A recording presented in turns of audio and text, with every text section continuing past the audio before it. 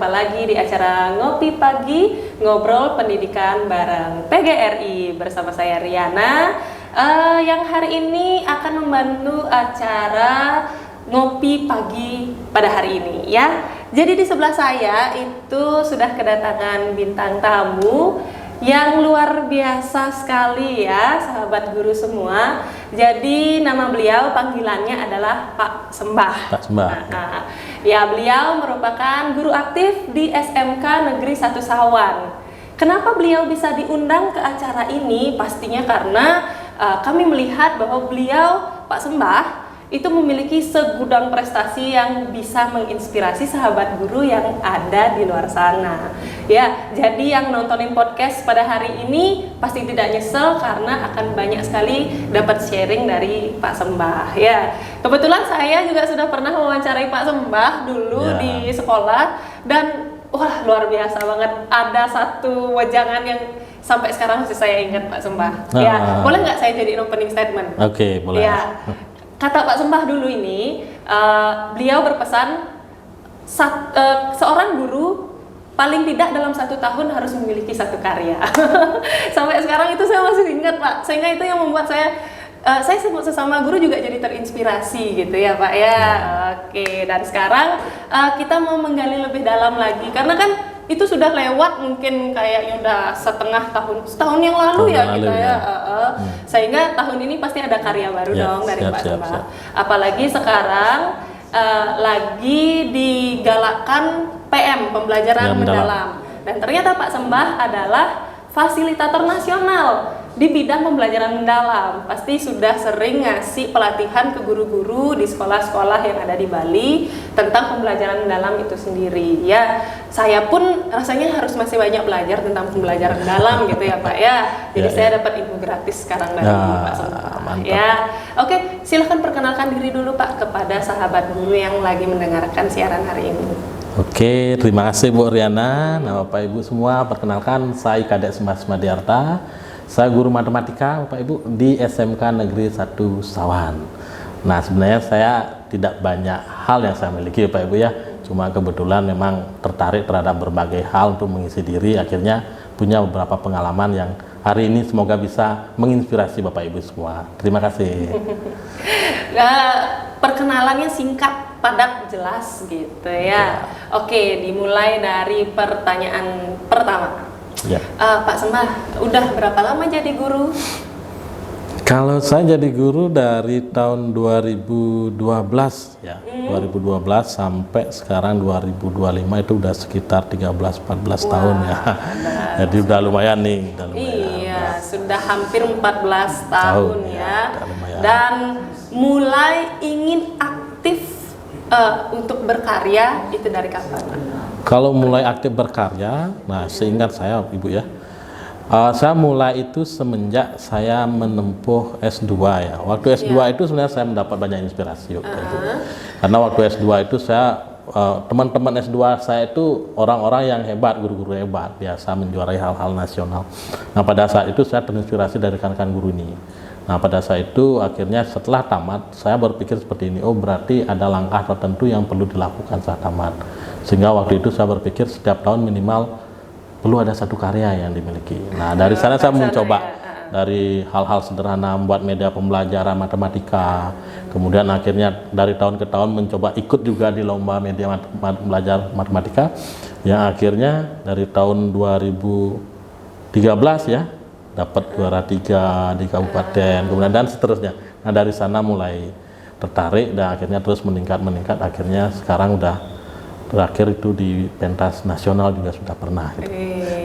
Iya, jadi Pak Sembah ini sudah beberapa kali, bahkan menurut saya sering sih jadinya ya, dapat tiket pesawat gratis keluar Bali gitu ya, di luar kota karena prestasinya beliau gitu ya. Tapi itu pun pasti dimulai dari langkah-langkah kecil ya kan Pak ya. Benar, langkah-langkah kecil. Langkah-langkah kecilnya sederhana ya, mulai dari menyadarkan diri, kemudian berpikir bahasanya seorang guru itu kalau ingin memberikan muridnya hal-hal penting atau mengajak muridnya untuk menjadi orang-orang kuat, maka gurunya juga perlu memberikan keteladanan. Nah dari sanalah saya berpikir gimana caranya ada langkah-langkah kecil yang coba saya ambil sehingga nanti ada cerita yang bisa saya ceritakan ke siswa-siswa saya. Dan akhirnya memang benar, di tahun 2018 saya pernah mengalami di mana anak didik saya itu 4 sampai 5 orang ya, ikut sebuah perlombaan matematika, dan waktu itu saya juga sudah aktif di kegiatan-kegiatan seperti ini. Nah akhirnya anak didik ini 5 orang ini 3 orang itu bisa mendapatkan juara 1 sampai 3 di sebuah ajang lomba, salah satu lomba yang diadakan di universitas yang ada jurusan matematikanya di Bali. Nah di sana saya terkejut, akhirnya saya bertanya pada anak didik, dan ternyata benar konsep ini, bahwasanya kalau ingin mengubah anak didik kita, maka keteladanan dari kita perlu ada. Nah waktu itu saya tanya ke anak didik, apa yang membuat kamu bisa sekuat ini? Ya itu saya tanyakan, dan mereka jawab, Pak, saya bisa seperti ini karena saya percaya diri, karena Bapak juga bisa melakukan ini ya. Nah, itu sebuah jawaban yang menarik ya, sampai sekarang saya ingat, dan bahkan itu saya bukukan di buku yang pernah saya kembangkan, dan anak didik ini sampai sekarang pun masih baik dengan saya. Dan ternyata jawaban yang sederhana ya, bahwasanya karena Bapak bisa seperti itu, saya yakin kami bisa gitu. Dan benar waktu itu terjadi, dan saya sangat tersentuh sekali ya, bahagia sekali. Akhirnya oh benar ya, kalau ingin anak kita seperti apa, maka gurunya juga perlu menunjukkan diri agar eksis di mana gitu, sehingga mereka punya kepercayaan. Nah itu sih langkah sederhana seperti itu yang sering saya tanamkan dalam diri ya. Iya. Seperti afirmasi sederhana lah untuk diri sendiri. Kata-kata guru, digugu dan ditiru ya, itu kayaknya membekas banget. Apalagi kalau bisa kita sebagai seorang guru menginspirasi siswa itu, di sana letak kepuasan dari sebuah profesinya kita gitu ya Pak ya. Betul. Oke, bagian prestasinya cukup dulu Pak, karena saya mau nanya tentang pembelajaran mendalam. Bapak jadi fasilitator nasional. Mungkin nanti sambil kita membahas tentang pelajaran mendalam gitu ya Pak ya, pasti akan menyinggung, waktu saya pelatihan di sini sempat mendapatkan pasti gitu deh nanti ya, sambil jalan ya Pak ya. Oke. Bapak dari kapan jadi fasilitator nasional untuk bidang pembelajaran mendalam Pak? Untuk pembelajaran mendalam dimulai dari bulan Juni atau Juli ya, sekitar bulan itu saya ditelepon oleh BGTK, diikutkan di kegiatan BIMTEK untuk narasumber PM. Nah semenjak itu mulai menggelutinya lebih dalam. Dan sebelumnya memang saya tertarik sekali dengan PM ini apa gitu, karena hal baru yang dibawakan. Namun waktu itu saya masih termangu aja, bengong aja, apa sih ini gitu. Tidak disangka ya, ternyata bengong berpikir itu menarik nih, menarik sesuatu. Akhirnya ditelepon tiba-tiba, Pak Sembah mau nggak ikut ke sini gitu. Oh ya siap. Nah saya terbiasa seperti itu, kalau udah ditelepon dan minta tolong pasti is okay gitu. Apalagi hal-hal positif. Akhirnya ke Jakarta, di sana belajar, menemukan oh ternyata PM itu ini gitu. Oh kalau ingin belajar itu minimal ada 3 komponen, sadar anaknya, anaknya tahu maknanya, kemudian gembira. Oh 3 ini ternyata kunci pembelajaran. Akhirnya di sana saya temukan oh PM itu ini maksudnya. Oh PM itu kerangka kerjanya ini, sampai mendetail RPP-nya ini ketika di lapangan seperti ini. Nah dari sana saya menyadari pembelajaran mendalam ini sepertinya memang perlu digalakkan mulai sekarang, karena dari segi prinsipnya kan udah kompleks tuh. Seriusnya ada, bermaknanya ada, kemudian kesadarannya muncul, menggembirakan juga ada. Jadi komplit nih dengan metode atau pendekatan ini, komplit pendekatan yang saya kira udah sangat komplit. Dan ketika guru nanti bisa hebat menerapkan ini, ruang kelas akan nyaman sekali, saya rasakan nyaman sekali.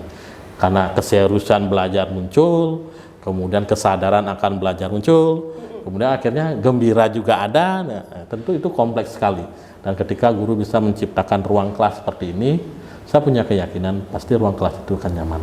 Dan saya juga sudah mencobakan di ruang kelas, ternyata memang anak didik suka 3 kombinasi itu gitu, 3 kombinasi itu, dan sadar, bermakna, dan menggembirakan. Ini prinsipnya PM. Dan saya rasakan itu memang menjadi poin kunci dalam PM ini, dan semoga nanti banyak guru bisa menerapkan, setiap langkahnya dipikirkan dengan baik. Ini menghasilkan apa nih? Menggembirakan ataukah bersadaran? Nanti setiap langkah pembelajaran itu dipikirkan dengan matang itu. Ya, berarti ini sebenarnya bukan mengubah dari kurikulum Merdeka ya Pak ya, tetapi sebagai bagian dari pendekatan baru kurikulum Merdeka itu sendiri, karena kan kita harus merancang pembelajaran yang berkesadaran, bermakna dan juga menggembirakan seperti itu ya Pak ya. Selama ini dalam penerapan sebelum pengimbasan kan pasti setelah mendapatkan ilmu PM itu sendiri, Bapak akan menerapkan itu di dalam kelas Bapak, ya kan? Sejauh ini gimana Pak refleksinya Pak? Asik banyaknya refleksi. Ini langsung duduk poin ya, artinya langsung ke ruang kelas saya ya. Iya, benar. Sebelum saya nanya kendala dalam pengimbasan ke guru-guru Pak, saya ingin tahu dulu dong Bapak mengimbaskan ke siswanya itu gimana? Ya, benar. Nah, ini emang ilmu fresh ya Pak Ibu ya, artinya walaupun kita di LPTK sudah belajar tentang konstruktivis dan ilmu pendekatan pembelajaran mendalam ini dekat dengan itu, namun di sini ada penekanan penting, yaitu 3 hal yang tadi saya sebutkan. Dan pengalaman saya menerapkan di ruang kelas Bapak Ibu ya, karena saya cobakan juga di kelas saya.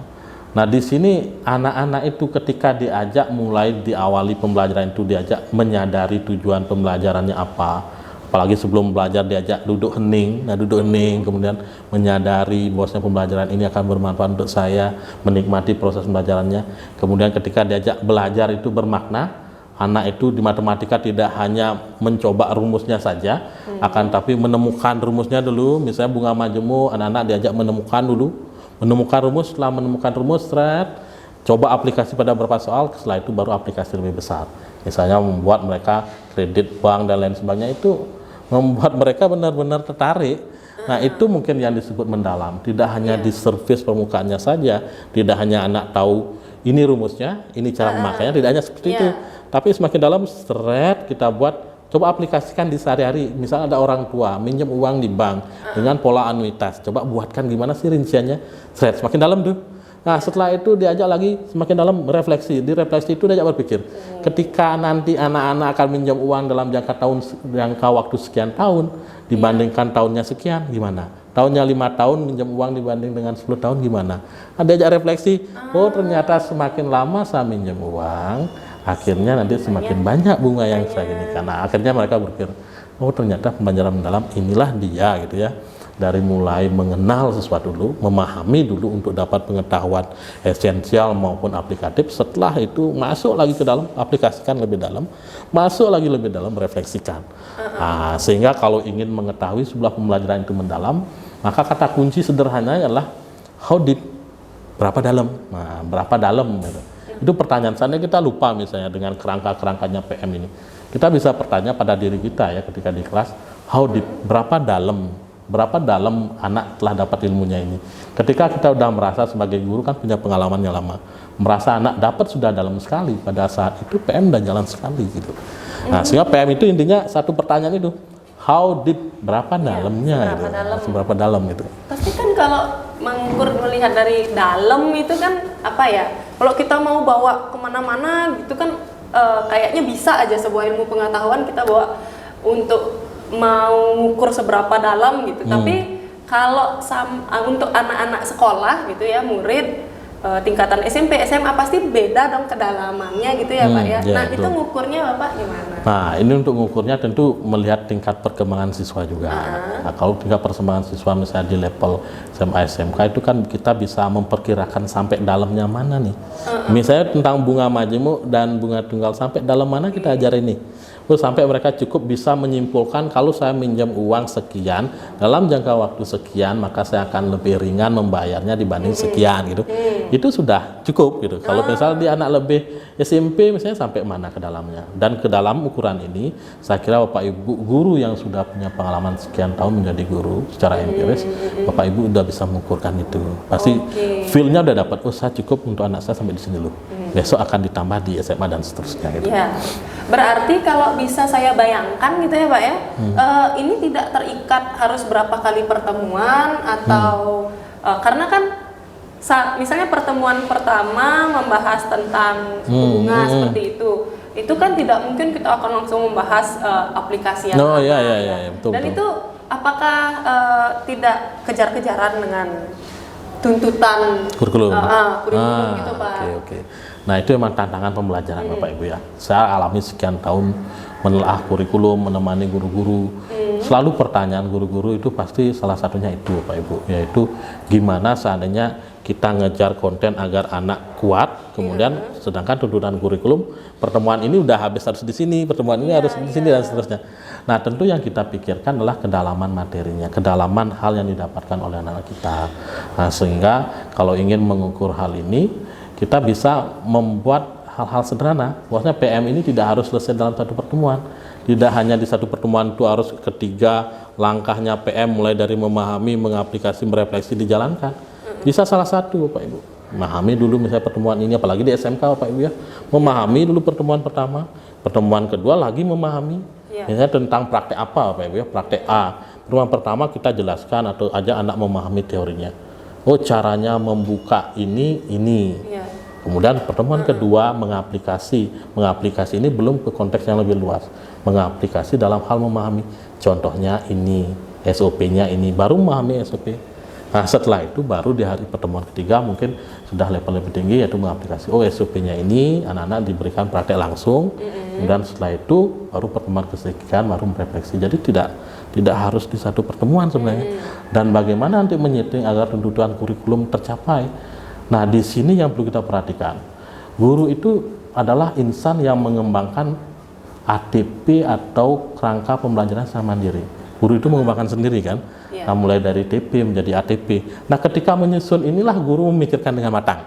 Nah, pengalaman saya di bagian ini sangat penting. Misalnya pembelajaran tentang bunga, saya punya berapa TP di sana, misalnya 1 TP atau 2 TP. Nah, di sana kita pikirkan, oh TP ini mau berapa pertemuan. Nah, di sanalah kita bermain.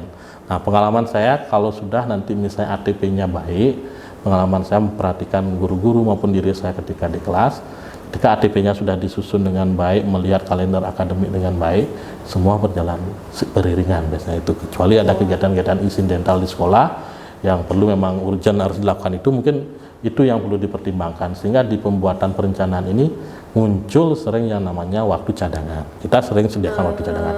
Waktu cadangan inilah yang membantu nanti misalnya waktu cadangan tiga pertemuan dalam satu semester. Akhirnya ketika ada hal-hal tertentu insidental di lapangan sehingga pertemuan tidak berjalan sesuai dengan ATP yang ada, 3 waktu cadangan ini yang kita gunakan. Nah, itu berapa teknik ya yang digunakan. Iya, itu salah satu. Langsung ke teknisnya. Teknis ya, teknis. Pak Sembah, jadi berarti selama ini Pak Sembah menerapkannya seperti itu, dan satu kesimpulan yang saya tarik bahwa guru-guru kalau mau menerapkan pembelajaran dalam secara lebih serius gitu, mereka benar-benar harus sinkron, terintegrasi dengan kalender pendidikan. Itu nggak boleh lepas ya jadinya. Karena kalau mereka benar-benar membuat alur yang tepat, jadi kan di kalender pendidikan itu sudah ada rancangan kegiatan jeda semester kapan, sehingga mereka tidak lagi ada alasan bentrok atau sebagainya. Tapi itu kan membutuhkan gurunya juga berpikir mendalam gitu ya. Makanya tantangan seorang guru dalam mengajar itu sebenarnya tidak hanya di ruang kelas. Nah, tantangan terbesar kan pasti ruang kelas, tapi tantangan lainnya adalah menyiapkan perencanaan. Nah, mengapa guru diberikan waktu untuk melakukan workshop review kurikulum, di mana pada saat review itu guru-guru membuat mulai dari analisis CP menjadi TP kemudian menjadi ATP, nah dan seterusnya sampai RPM. Nah, tujuannya apa? Karena bagian ini yang paling urgent gitu. Apalagi paling urgent sekali kalau kita tarik ya, paling urgent itulah ketika guru mampu membreakdown CP menjadi TP. Itu tantangan paling berat itu untuk guru-guru. Sehingga nanti bagaimana ketika ini sudah berhasil, maka ke bawah berhasil. Pengalaman saya seperti itu Pak Ibu ya. Ketika sudah kita berhasil membuat TP dari sebuah CP, alurnya ke bawah lebih nyaman kita buat, sampai ke ruang kelas pun lebih nyaman. Nah, sehingga yang menentukan ruang kelas itu akan lancar menjalankan sebuah pembelajaran mendalam adalah unsur perencanaan ini juga. Nah, ini yang penting juga yang saya mungkin bisa berikan gambaran pada Bapak Ibu guru. Iya, perencanaan yang matang ya. Sedangkan kadang-kadang mungkin ya beberapa kasus guru-guru sudah lelah dengan kegiatan pembelajaran di kelas. Tapi kan itu di akhir semester setelah siswa menerima rapot, harapannya guru menggunakan waktu-waktu tersebut untuk merancang pembelajaran. Tapi satu guru kan biasanya memegang banyak rombel itu ya Pak ya. Apakah kalau Bapak sendiri pengalamannya membedakan RPM kelas ini, kelas A, B, C seperti itu dibedakan ya Pak ya? Ya. Nah, tekniknya Pak Ibu ya, kalau pengalaman saya, kita punya tim di sekolah yang namanya MGMP sekolah. Tim ini yang kita ajak berkolaborasi. Nah, kita bagi tugas, Bapak Ibu, bagi tugas. Siapa yang akan mengerjakan rencana pembelajaran kelas 10, setelah itu kita diskusikan lancar nggak, bisa nggak dijalankan. Bahkan kalau mau level yang lebih besar, misalnya kita punya MGMP matematika, misalnya contohnya di kabupaten. Nah, kebetulan saya juga ketuanya. Nah, di sana kita juga floorkan pada teman-teman. Akhirnya di sana kita nyusun perencanaan bersama. Tapi tetap konsepnya adalah nanti ketika sudah dibawa ke ruang kelas Bapak Ibu, di sekolah Bapak Ibu, yang karakteristiknya berbeda ini, silakan disesuaikan lagi. Nah, kita nggak bisa pakai mentah-mentah itu, yang barang-barang itu. Tetap ambil, nanti setelah itu di sekolah sesuaikan.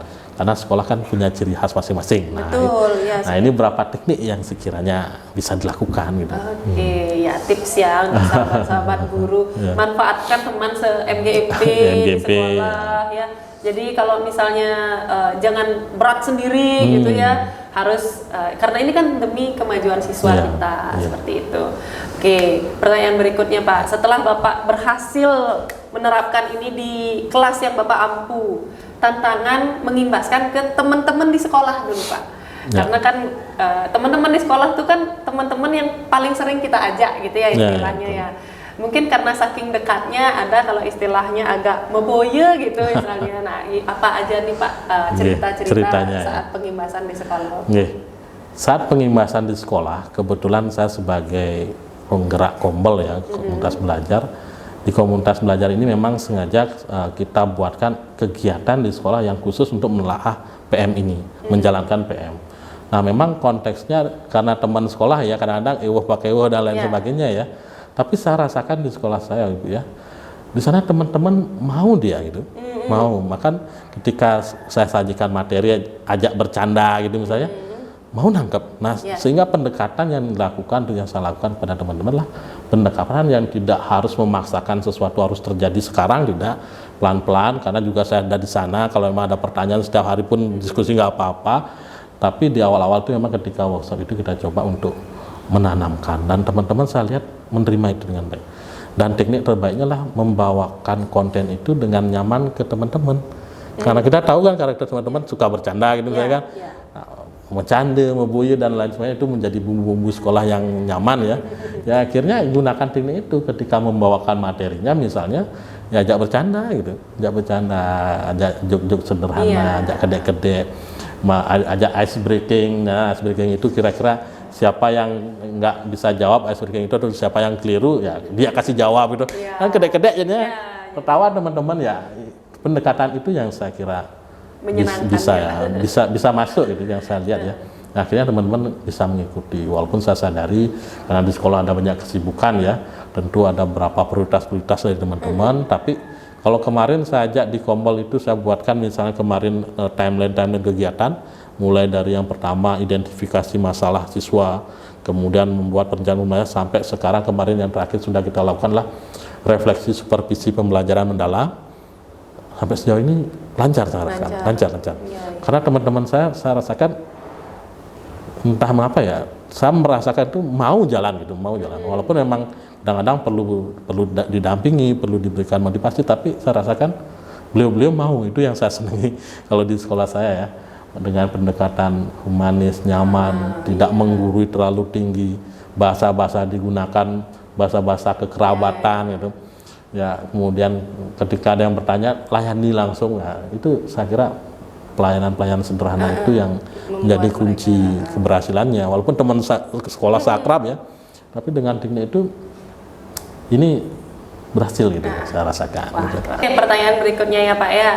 Setelah Bapak mengimbaskan ke guru-guru yang ada di sekolah, kan pasti sudah banyak mendengar feedback, cerita dari guru-guru.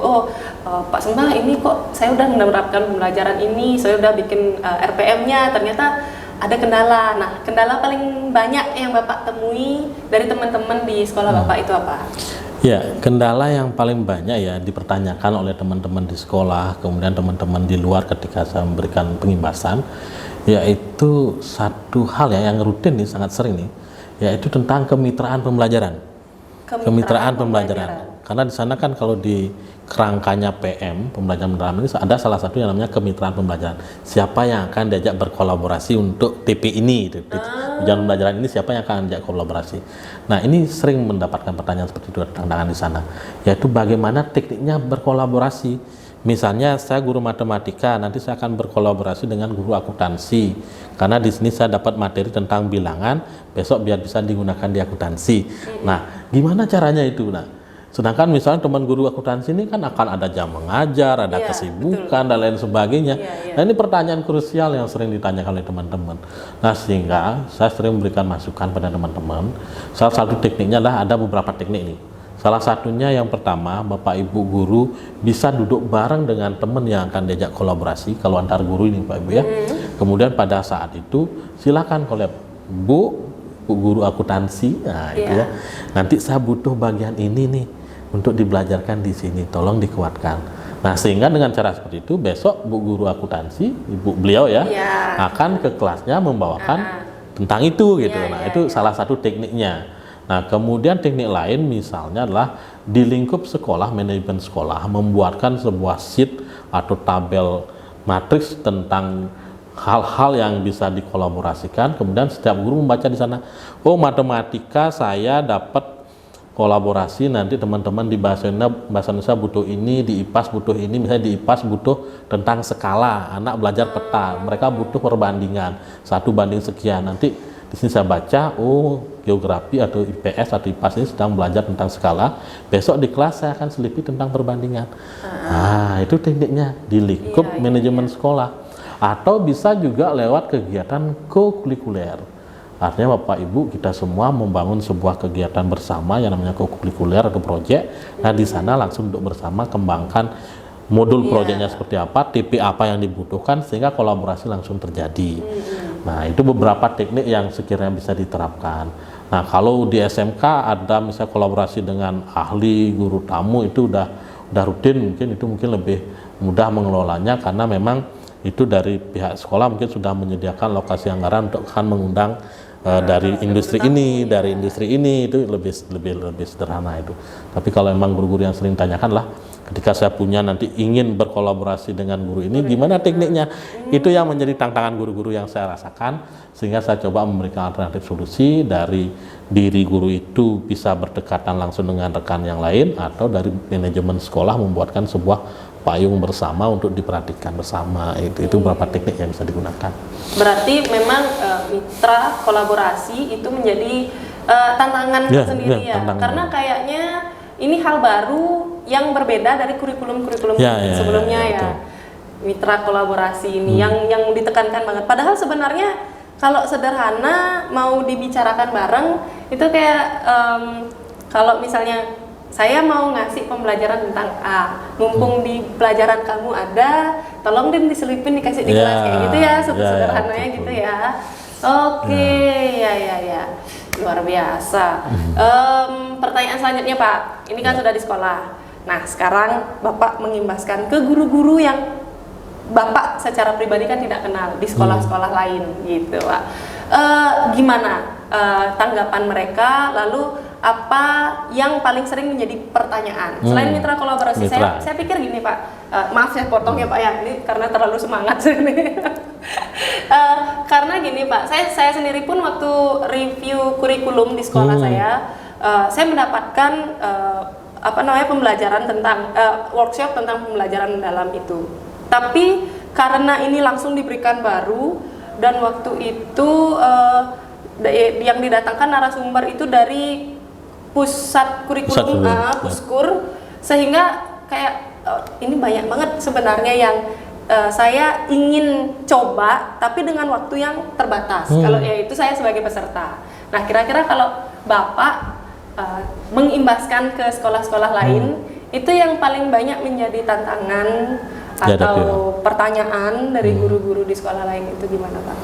Nah, kalau mengimbaskan ke sekolah lain, biasanya hal yang paling penting yang saya lakukan adalah persiapan yang pertama yang sering saya laksanakan adalah saya memastikan diri bahwasanya apa yang saya akan bawa ke sini sudah pernah saya cobakan. Nah, sehingga ketika saya sudah punya pengalamannya itu, maka di sini akan mudah. Apalagi teman-teman eksternal itu kalau udah ada narasumber pasti excited. Beda dengan teman-teman kita di internal kan bisa diajak bercanda kita gitu. Kalau eksternal ini pasti membawa excited diri, ada yang juga membawa siapa ini, bisakah menjelaskan, sehingga yang paling pertama yang sering saya bawa ketika saya menuju ke tempat-tempat rekan-rekan adalah memastikan apa yang saya bawa itu sudah pernah saya terapkan. Nah, apalagi PM ini udah sangat dekat dengan kita sebagai guru. Nah, pengalaman guru yang saya miliki selama ini juga saya persiapkan untuk menghadapi berbagai pertanyaan nanti oleh rekan-rekan tersebut. Sehingga dengan cara seperti ini, mengalami langsung, pernah mencobakan langsung, punya pengalaman di bidang kurikulum pembelajaran, akhirnya ini akan membantu ketika ke lapangan. Nah, perencanaan yang kedua yang perlu disiapkan apa? Yaitu saya biasanya membuat setting PowerPoint yang sederhana yang menjadi alur kegiatan. Nah, itu yang paling penting nih. Kenapa perencanaan sangat penting nih? Karena kalau tanpa RPP, tanpa slide-slide ini, saya pernah merasakan tidak akan bisa nyaman sekali menyampaikan sesuatu. Sehingga slide-slide ini yang saya buat dengan matang. Kapan ada ice breaking, kapan ada ini, kapan ada tegangnya, kapan ada mencandenya, kapan ada gini. Itu benar-benar dipikirkan dari awal. Plan B-nya nanti kalau pada saat ini settingnya tertawa tapi nggak ketawa gimana. Nah, itu benar-benar harus disiapkan. Sehingga bagian-bagian ini yang penting ketika mau mengimbaskan keluar. Nah, sekarang tantangannya apa sih di luar? Nah, sebenarnya tantangan ketika kita bawakan ini keluar, sebenarnya teman-teman itu sudah excited. Nah, tantangannya pertama benar tadi Bu Riana mengatakan ketika misalnya ini menjadi hal baru tapi ingin mencobakan tapi karena tidak bisa batas waktu dan lain sebagainya, akhirnya beberapa hal yang sering saya sampaikan pada rekan-rekan di sana adalah apa yang saya punya di sekolah, misalnya RPM yang saya buat ATP, itu yang paling penting dibagikan dulu. Nah, ini yang saya rasakan kemarin ketika saya memberikan materi juga, ketika saya bawakan ATP dan RPP-nya langsung, ini ATP settingnya seperti ini, dan saya jelaskan sangat nyaman mungkin dilihat sama rekan-rekan di sana, langsung tergugah teman-teman di sana. Yang akhirnya teman-teman di sana bisa nggak diminta ATP-nya Pak? Kemudian RPM juga sama, ini simple dan seterusnya juga sama. Nah, ketika kita membawakan apa yang kita punya, pengalaman-pengalaman kita dan produk-produk kita kepada teman-teman, itu akan lebih kuat. Nah, tantangan yang terjadi di tempat tersebut juga akan semakin ringan. Saya rasakan dengan teknik ini. Karena beberapa sekolah saya rasakan ketika dibawakan ini ATP-nya Pak Ibu seperti ini settingnya, kemudian RPM-nya seperti ini, nah tantangannya akan berkurang. Tantangan yang prioritas paling sering itu kemana-mana itu paling di kemitraan itu kemitraan paling penting. Tapi secara umum teman-teman itu ketika sudah dibawakan contohnya langsung, cara menerapkannya, pengalamannya, kalau mau menerapkan ini hal baiknya ini, tapi lemahnya di sini nanti, hati-hati di bagian ini. Nah, akhirnya dengan teknik pembawaan seperti itu, selama ini tantangan yang disampaikan oleh rekan-rekan belum banyak sih gitu saya rasakan. Tapi yang paling banyak yang saya rasakan memang di kolaborasi itu. Gimana sih cara kolaborasi selalu muncul itu. Nah, itu mungkin Bu Riana. Dan ini latar belakang saya sekarang Pak. Soalnya kalau di pembelajaran dalam, kalau di mata pelajaran itu kan sudah ada. Kayaknya sudah ada hal-hal yang harus disampaikan, terus bab per bab kurikulumnya bagaimana itu sudah ada pedomannya kalau kayak kata orang silabus gitu ya. Tapi kalau di bimbingan konseling saya agak sempat ngeblank ketika mungkin Bapak tahu itu jawabannya Pak, kalau dibawa ke BK itu Pak, memang sih di bimbingan konseling itu kan ada layanan klasikal. Jadi ketika kita memberikan seperti pembelajaran, tapi itu sebenarnya layanan bimbingan ke kelas-kelas dan juga harus mempersiapkan ATP, TP yang seperti itu. Itu kan tidak akrab di guru BK. Mungkin waktu Bapak pelatihan di Jakarta pernah disinggung nggak tentang ini guru BK nih? Perannya gimana gitu? Ini langsung udah poin ya. Karena hukum saya di guru BK Pak, soalnya Pak. Ini masalahnya Bu Riana di bawah sini. tapi seru. Hampir semua guru BK yang mempertanyakan hal yang sama. Ini emang ingin saya jawab ini. Emang ingin sekali saya jawab. Karena kenapa saya perlu jawab ini? Karena selama ini memang BK itu khusus dia tidak CP tapi capaian layanan. Dia bukan capaian pembelajaran. Dari sana udah berbeda berarti kan? Berbeda kan pembelajaran layanan. Nah, sehingga di BK ini kalau saat ini sebenarnya sudah digalakkan kegiatan khusus BK Pak Ibu. Iya, itu 7 jurus itu. 7 jurus hebat itu yang sedang digalakkan dan saat ini sedang dibangun fasilitatornya kan? Ibunya ada fasilitator gitu, fasilitator BK. Nah, nanti saya kira nanti ibunya udah bisa jawab langsung sendiri. Bukan, maksudnya biar berkaitan sama pembelajaran dalam gitu kan ya Pak Oke. ya. Nah, nanti mungkin di BK ini akan ada khusus Bapak Ibu ya, khusus karena kalau kami kemarin di Jakarta memang khusus di guru mapel. Nah, kemudian kerangka PM-nya juga dibahas di guru mapel. Dan secara khusus nanti memang untuk BK akan ada 7 jurus itu. 7 jurus inilah yang nanti akan dibawakan BK. Dan yang terpenting BK ini berbeda dengan guru mapel. Guru mapel yang saya rasakan sendiri, teman-teman BK juga merasakan. Yaitu dari CP, istilah CP aja Bapak Ibu, capaian pembelajaran, capaian layanan. Layani tentu berbeda, tidak lagi mungkin klasikal semuanya klasikal akan, tapi ada individual, ada kelompok dan seterusnya yang tentu nanti penyiapannya pasti berbeda-beda. Tapi kalau saya lihat dari kerangkanya PM, kerangka kerjanya PM yang 8, 3, 3, 4, nah itu saya kira BK juga akan terimbas oleh itu ketika melakukan layanan. Pasti BK akan ketika melakukan layanan minimal untuk menjalankan prinsipnya saya akan mengajak siswa bersadar diri dulu. Kemudian setelah bersadar diri diajak memaknai kenapa Anda bisa menemukan situasi seperti ini, memaknai. Setelah itu diajak mengembirakan, setelah serius-serius diajak bercanda. Kan gitu pasti kan? Prinsipnya kan jalan. Jadi secara langsung kerangka ini walaupun diperkenalkan banyak di pembelajaran akan, tapi kalau di layanan, kalau dijalankan juga akan sangat bagus gitu. Apalagi tahapan pengalaman belajarnya, ketika anak mengalami situasi ini diajak dulu dia memahami, besok diajak dia buat proyek sederhana, mengaplikasi, setelah ajak proyek sederhana baru merefleksi gimana kejadian kemarin gimana nih. Nah, akhirnya direfleksi ditemukan. Apalagi kerangka itu ya, praktek pedagogis, nanti backup psikolog apa yang akan digunakan, teori psikologi apa digunakan, dan seterusnya. Saya kira kerangka kerja PM walaupun BK itu layanan, kerangka kerja 8, 3, 3, 4 itu tetap bisa masuk ke sana. Oke, luar biasa sekali ya Pak ya, sudah menjawab keresahan saya sebagai seorang guru BK. Dan memang ternyata kalau itu emang dibedakan ya, tetapi pada dasarnya prinsip berkesadaran, bermakna dan juga mengembirakan itu pasti ada di setiap layanan ataupun pembelajaran gitu ya Pak ya. Oke, dari sekian pengalaman Bapak yang luar biasa ini, ya tidak salah dong kalau misalnya Bapak langganan kayaknya ya menjuarai berbagai lomba, kegiatan HGN gitu, Hari Guru Nasional, dan tahun lalu Bapak juara, 2 tahun lalu juga ya, dan tahun ini ikut lagi Pak. Wah, ikut lagi. Kayaknya bakalan disapu lagi penghargaannya ya. Boleh diceritakan nggak Pak? Apa sih yang Bapak dapatkan semenjak Bapak sering mengikuti lomba-lomba itu, terutama apalagi Bapak sampai bisa melangkah ke ajang nasional, dan sekarang tantangannya membawa hal baru lagi di PM lagi. Nah, ini bisa diceritakan Pak? Ya, nah apa hal yang ini ya yang menarik yang pernah saya rasakan. Nah sebenarnya ketika menuju HGN itu kan ada banyak hal yang kita akan rasakan di sana. Apa yang kita dapat ya banyak sekali. Nah beberapa hal penting yang saya dapatkan tentu adalah inovasi. Ini yang saya rasakan.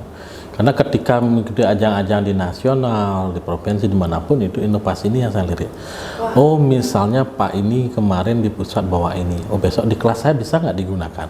Nah itu yang paling penting sebenarnya yang saya rasakan, yang mengapa kita penting juga mengikuti kegiatan ini, karena ketika kita sudah keluar tempat kita akan bisa ngukur diri pertama.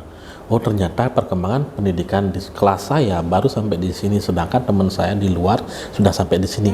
Nah ketika kita sudah menyadari itu, akhirnya besok nih coba buat ke kelas. Nah ini yang saya rasakan ya, mengapa hal-hal seperti ini penting diikuti. Nah selain itu relasi juga, kita akan dapat banyak relasi, teman-teman yang dimana dari berbagai tempat, berbagai sekolah, kemudian ketika besok kita ada apa-apa tinggal telepon, bisa nggak seperti ini, bisa nggak kesini diskusi dan lain sebagainya. Relasi juga kita dapat, dan hal-hal penting lainnya kita dapat tentu pengembangan diri.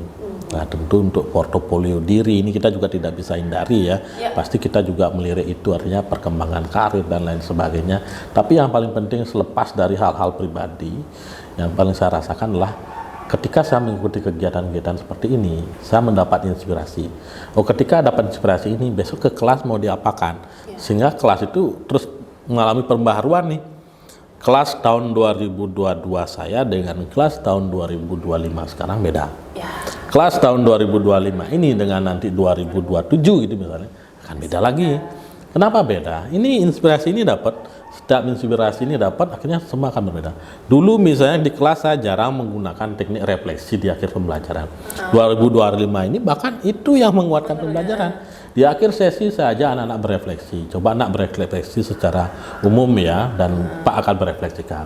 Kita sampaikan, wah anak-anak menemukan, saya belajar ini, saya senang, saya nyaman di bagian ini, dan seterusnya, sampaikan itu. Kemudian saya juga akan merefleksi, oh Pak rasakan ini alurnya udah jalan, tapi ketika di sesi ini nih, anak-anak ini perlu seperti ini nak. Pertemuan berikutnya kita perbaiki. 2025 itu yang terjadi di kelas saya. Besok 2027 akan beda lagi. Nah tentu itu yang saya rasakan, kenapa kita penting mengikuti event-event seperti ini, selain hal-hal pribadi mungkin nanti secara tidak langsung akan didapatkan. Nah, itu perubahan ruang kelas kita yang tidak statis ya, tapi dinamis, itu yang kita akan rasakan, dan ujung-ujungnya pasti siswa kita gitu. Itu ujung tombak semuanya itu. Oke. Salut ya. Jadi mengajak para guru bukan hanya tentang belajar ngajar di kelas, tapi juga aktif mengikuti ajang-ajang. Selain mengeksiskan diri, kan juga menambah relasi. Banyak banget hal positif yang bisa didapatkan.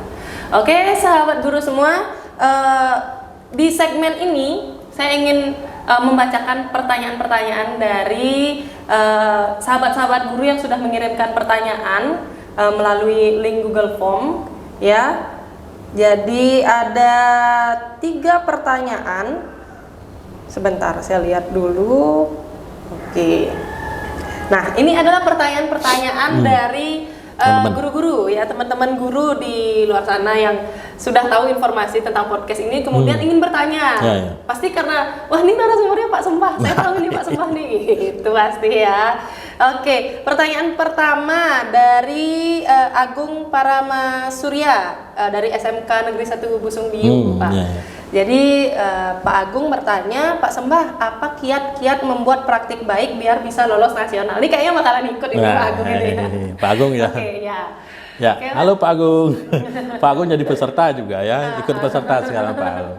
Ya, kiat-kiatnya sebenarnya sederhana ya. Pak Agung mungkin di karyanya pasti sudah bagus, tahun lalu juga sudah sangat bagus ya. Saya pun kagum dengan karya itu. Ya, kiatnya sederhana, apa yang kita jalankan kita tampilkan di sana. Kalau udah base-nya praktek dan dijalankan dalam sekian lama, saya yakin pasti juri akan memahami itu. Nah, itu trik sederhana ya, karena udah dijalankan lama dan serius dijalankan, kemudian dibawakan pada saat itu secara terstruktur. Nah, itu akan lebih nyaman alurnya ya. Nah, kalau ada rekan saya juga kemarin itu Pak Made Oplas ya, itu stylenya beda lagi, wah ciri khas tuh, gitu. Topeng wah itu lain lagi. Gitu. Ya jelas semua punya ciri nanti untuk hal-hal seperti ini, tapi hal-hal sederhana tekniknya ya seperti itu. Yang real kita benar-benar sudah alami, kita ceritakan dengan nyaman di sana, dampaknya seperti apa, seberapa luas dan lain sebagainya. Dewan juri akan memahami itu. Pengalaman saya juga melihat memang hal-hal itu yang dilihat gitu ya. Jadi kelihatan ketulusan dari sebuah karya karena sudah dipraktekkan seperti itu. Gitu ya Pak Agung ya, semoga menjawab. Terus pertanyaan kedua, nah tadi disebut tuh nama Pak Made Oplas. Ternyata beliau bertanya juga gitu. Dari Pak Made Oplas, bertanya dong Bli, bagaimana keseruan lolos HGN ke nasional itu? Lebih ke refleksi perasaan kan ya. Gimana perasaannya? Tanyakan diri sendiri. Ternyata Pak Made Oplas itu udah pernah saya ajak satu kamar itu sebenarnya. Itu beliau udah merasakan sampai malam beliau itu bersama Pak Dirjen waktu itu joget-joget. Ya, perasaannya pasti sangat senang Pak Ibu. Ya, apalagi nanti Pak Ibu misalnya pertama kali ini ke sana ke pusat, bertemu dengan teman-teman dari berbagai daerah dengan karakternya unik-unik, itu kebanggaan tersendiri gitu Bapak Ibu ya. Kemudian sampai di sana menemukan inspirasi, sampai di sana akhirnya kemarin prinsipnya ini, sekarang prinsipnya berubah lagi dikit. Nah, itu hal-hal yang unik. Nah, ketika ke sana ketemu dengan Pak Menteri gitu ya, Pak Presiden, wah lagi lain itu Bapak Ibu. Besok dibawa ke daerah, Bapak Ibu udah dapat grade lain tuh teman-teman. Nah, ini Bapak Ibu perasaannya gimana ya? Senang, tapi tidak takabur Pak Ibu ya, senang bukan berlebihan itu, tapi senang yang menggembirakan, bahagia gitu Bapak Ibu ya, di hati kita itu. Itu mungkin perasaan sederhananya. Rasanya kalau sudah sampai bisa mewakili Bali, keluar bertemu dengan guru-guru seluruh Indonesia, berkumpul, balik ke Bali itu seperti menjadi pribadi yang berbeda, pribadi yang lebih maju gitu betul, ya. Betul. Nah, Sekian Pak pertanyaan dari teman-teman sahabat guru yang sudah antusias ingin bertanya kepada Bapak. Sekarang karena waktu juga yang sudah membatasi kita ya Pak ya, kalau saya ngobrol sama Pak Sembah rasanya nanti sampai besok kayaknya nggak selesai-selesai Pak. Dan teman-teman guru pasti semuanya juga ingin tahu lebih banyak. Tetapi sebagai penutup nih Pak, saya ingin Bapak membuat sebuah closing statement yang wah nih teman-teman guru nih harus ikut nih ajang apapun, aktif dan lain sebagainya supaya makin banyak yang kita kenal guru-guru berprestasi lainnya gitu Pak. Silahkan. Ya, closingnya sederhana Pak Ibu ya. Pertama, mari jalankan PM di ruang kelas. Gimana caranya? Gunakan kerangkanya PM. 8 adalah dimensi profil lulusan, 3 adalah prinsip pembelajaran mendalam, yaitu berkesadaran, bermakna, dan mengembirakan. Kemudian 3 lagi adalah pengalaman belajar, gimana cara ngajar di kelas, mulai dari memahami, mengaplikasi, merefleksi, dan terakhir ada kerangka pembelajaran, mulai dari praktek pedagogis, lingkungan, kemitraan pembelajaran, dan pemanfaatan digital. Nah, ini yang kita terapkan ketika kita menjalankan PM, dan ketika kita melihat kelas kita sudah PM, ini juga yang dilihat. Nah, itu closing yang pertama. Yang kedua, mari kita bersama-sama dengan karya yang kita miliki di sekolah masing-masing, mari kita berpartisipasi di kegiatan Hari Guru Nasional lewat event apapun itu, baik event yang diselenggarakan pusat, diselenggarakan daerah, komunitas, dan lain sebagainya, karena kita perlu juga membagikan praktek-praktek baik kita. Dan terakhir, nah ini closing yang terakhir, mari kita bergerak dengan teknik apapun, sejauh manapun silakan sebagai seorang guru. Karena saya yakin setiap guru punya fashionnya masing-masing, setiap guru punya jalan ninjanya masing-masing, mari kita jalani itu. Yang penting tujuan akhirnya adalah siswa. Nah itu mungkin ya closing saya. Terima kasih. 3 closing statement yang sangat bisa menyimpulkan seluruh percakapan kita pada hari ini. Wah, terima kasih banyak ya Pak Sembah untuk semua ilmu yang dibagikan dalam waktu yang singkat, padat, tapi sangat-sangat jelas, sangat-sangat padat. Jadi percakapannya kayaknya saya rasa daging semua hari ini. Oke. Baik para sahabat guru yang sedang mendengarkan podcast ini, luar biasa sekali ya, setelah kita berbincang-bincang bersama Pak Sembah, ada banyak sekali hal yang bisa kita pelajari dari Pak Sembah ya. Dan saya paling suka bahwa Pak Sembah ini dengan segitu banyaknya prestasi masih sangat rendah hati ya. Dan selalu ingat pesan beliau bahwa sebagai guru paling tidak dalam 1 tahun harus memiliki 1 karya. Itu sangat menginspirasi sekali ya. Demikian podcast Ngopi Pagi pada hari ini. Terima kasih kepada semua pendengar setia ya, sahabat guru yang mendengarkan siaran ini. Semoga sahabat guru semua dalam keadaan sehat, semakin cerdas, dan selalu semangat mendidik anak bangsa. Saya Riana pamit undur diri, sampai jumpa di lain waktu. Bye-bye.